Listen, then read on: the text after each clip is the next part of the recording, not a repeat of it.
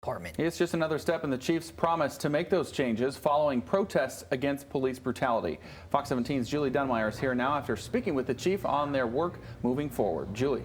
Guys, Chief Payne tells me this is what they're doing, putting in place policies that will stick and making many changes, as many as they can right now.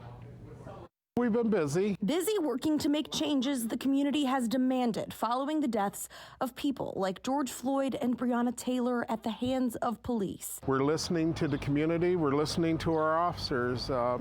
We're hoping to have some things done. As you know, we've made a commitment in the next 60 days to have some changes made. Chief Payne says they're putting the ideas for how to be better to paper, specifically with the department's use of force policy. Like banning chokeholds.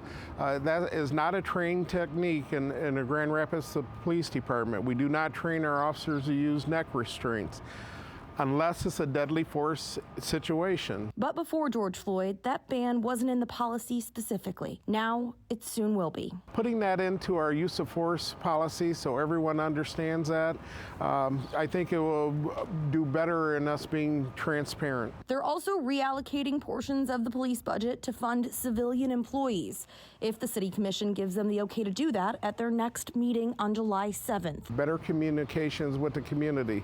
So having that dedicated person that will be a long-term solution to this. Payne wants to hire someone who is in charge of department communications to the public. Before, this was done by sworn personnel. We have to smooth things out and get it to where we want it, but I don't see any red tape being created by this. In fact, I think it's going to improve over time. Payne says this is a learning process, one they're not giving up on anytime soon. We're committed to it. I mean, we can't rest on one and done and we're over with it.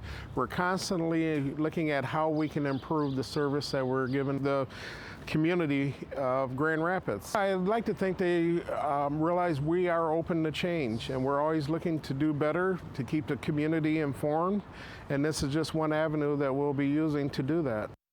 Now, when this process began, the chief said his goal was to have these changes in place in 60 days, and that 60-day would be up August 4th. You can learn more about those potential changes on fox17online.com. Live in the newsroom, Julie Dunmeyer, Fox 17 News.